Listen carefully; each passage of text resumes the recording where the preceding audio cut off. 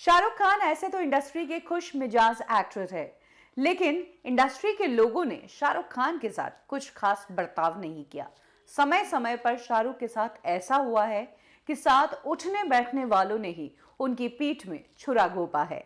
In fact अभी drugs मामले में जब आर्यन फंसा, तब हमने देख ही लिया कि किस तरीके से इंडस्ट्री ने शाहरुख खान जब स्टार थे तब उनके पीछे थी, लेकिन जब फंसे तो मुंह मोड़ लिया। आज इस एपिसोड में मैं आपको उन लोगों के बारे में बताऊंगी जिन्होंने एक टाइम पर शाहरुख खान के लिए भद्दी बातें कही थी और इन बातों से शाहरुख का दिल टूट सा गया। इस लिस्ट में सबसे पहला नाम आता है सलमान खान का।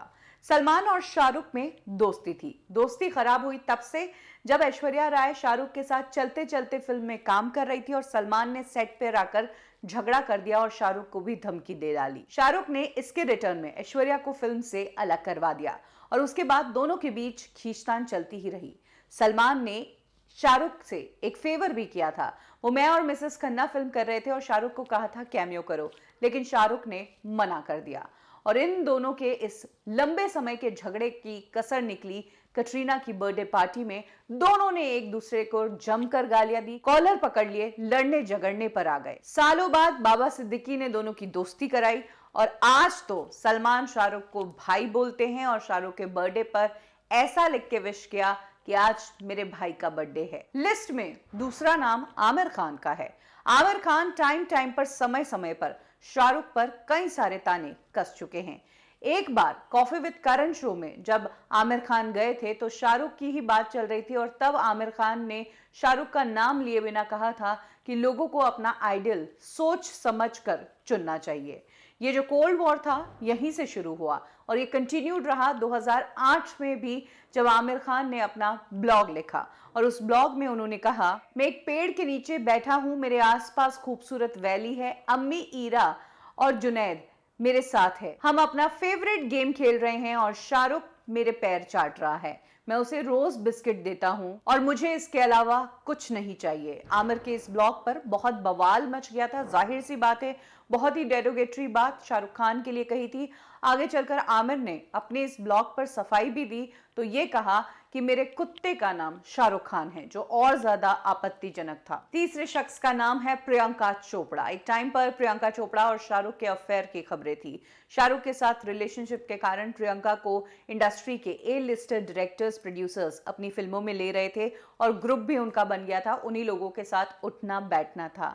लेकिन ये बात जब गौरी को पता चली, तब गौरी ने शाहरुख के पूरे सर्कल को कह दिया कि प्रियंका किसी भी पार्टी, किसी भी गैदरिंग में नहीं चाहिए। तब शाहरुख के सर्कल के फिल्म मेकर्स ने प्रियंका को अपनी फिल्मों में लेना बंद कर दिया। प्रियंका एकदम से शाहरुख के सर्कल से ही आउट हो गई। आगे चलकर इन बातों को रूमर्स बताया, लेकिन यह भी सच है कि इसके बाद प्रियंका और शाहरुख कभी किसी फिल्म में एक साथ आए ही नहीं और ना ही कभी एक साथ नजर आए। और सालों बाद प्रियंका ने इस बात को सच्चा तब प्रूव कर दिया जब वो एक शो में गई और वहां पर एक जैकेट लेकर गई, जो जैकेट हमने शाहरुख खान पर देखा था। और उस जैकेट को प्रियंका ने देते हुए कहा था कि ये जैकेट मुझे मेरे एक्स ने दिया था, जो अपने आप में कंफर्म करता है। अभी शाहरुख जब फंसे तब भी प्रियंका ने कुछ नहीं कहा। ऐसे में कह सकते हैं कि एक टाइम पर प्रियंका ने भी शाहरुख की जिंदगी में आकर उनकी सिर्फ पॉपुलैरिटी का ही मजा लिया और कुछ नहीं। इस लिस्ट में अगला नाम है करण जौहर का। करण जौहर वो इंसान है जिसको जब इंडस्ट्री में कोई नहीं जानता था, उनके पिता के नाम से उन्हें जानते थे। तब शाहरुख खान जो स्टार बन चुके थे, उन्होंने करण को डायरेक्टर बनने का चांस दिया और ये खुद करण ने हाल ही में शाहरुख के बर्थडे पोस्ट में भी लिखा कि कैसे शाहरुख उनके लिए बहुत बड़े मसीहा साबित हुए। इसी बीच करण और शाहरुख के बीच झगड़ा तब हुआ जब करण जौहर यंगस्टर्स के साथ काम करने लगे। तभी से उनके ऊपर नेपोटिज्म और स्टार किड्स के शुगर डैडी जैसे नाम उन पर रखे गए। आलिया भट्ट और वरुण धवन को उन्होंने लॉन्च किया था और तभी शाहरुख उनसे काफी नाराज हुए थे कि करण अपनी फिल्मों में शाहरुख को कास्ट नहीं कर रहे हैं। अच्छे खासे वक्त के लिए करण जौहर ने शाहरुख को अपने से दूर रखा।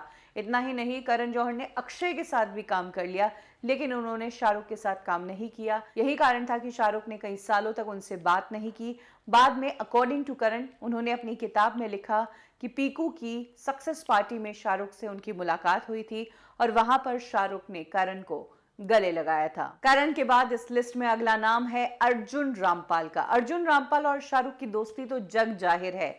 जैसे ही अर्जुन रामपाल शाहरुख के साथ आए, अर्जुन रामपाल को फिल्म इंडस्ट्री में बहुत बड़ी फिल्में मिलने लगी। इतना ही नहीं, अर्जुन रामपाल के साथ साथ उनकी वाइफ का भी बहुत फायदा हुआ तब जब शाहरुख खान की आईपीएल टीम रही और उस टीम के लिए आफ्टर मैच पार्टीज जो होती थी आईपीएल की, वो अर्जुन रामपाल और उनकी वाइफ ही ऑर्गेनाइज करते थे और उन्हीं के क्लब में ये सारी पार्टीज होती थी। तो इस तरीके से एक अच्छा खासा सर्कल बन गया था।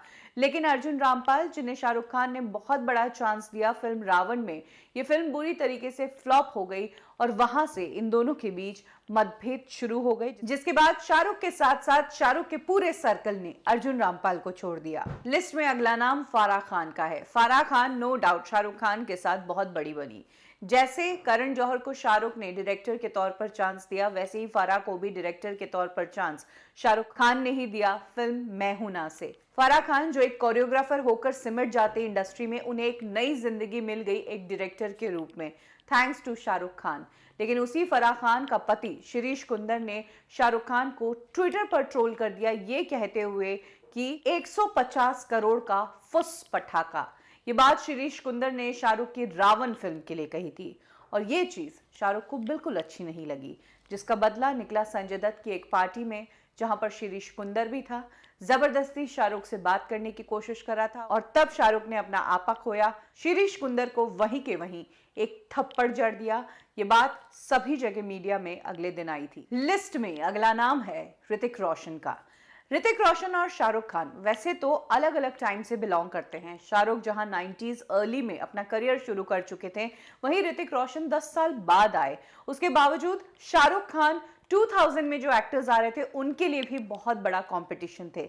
यही कारण है कि या तो एक्टर्स उनके दोस्त बन जाए या फिर उनसे दूर ही रहे और अपना रास्ता अलग बनाए, ऐसा था। लेकिन ऋतिक रोशन शाहरुख के दोस्त ही थे, दोनों की दोस्ती अच्छी खासी थी। इसी दौरान ऋतिक और शाहरुख साथ में एक पार्टी में थे। ये पार्टी करण जौहर ने रखी थी, नए घर की उनकी पार्टी थी, जहां पर शाहरुख बालकनी में खड़े होकर सिगरेट पी रहे थे।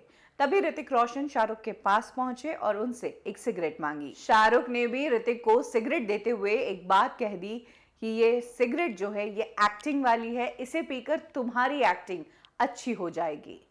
तुम्हारी एक्टिंग अच्छी हो जाएगी इसका मतलब अभी तुम अच्छी एक्टिंग नहीं कर रहे हो। यही बात ऋतिक रोशन को बहुत ज्यादा चुभ गई और उन्होंने वहीं पर शाहरुख खान की इस बात का जवाब दे डाला कि अगर शाहरुख की एक्टिंग वाली सिगरेट मैं ले लूंगा तो फिर शाहरुख क्या करेगा।